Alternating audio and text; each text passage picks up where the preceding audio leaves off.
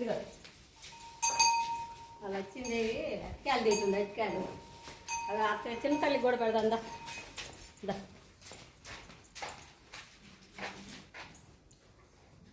దా తిన్నావా? Hi friends, ఇదిగో మా లక్ష్మీదేవి చూడు ఎంత చక్కగా ఉందో.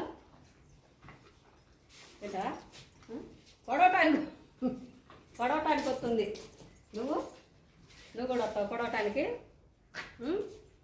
వస్తావా? ఇక తిను గడ్డి తిను. దా దా దా. గట్టికి వెళ్తా ఉండు.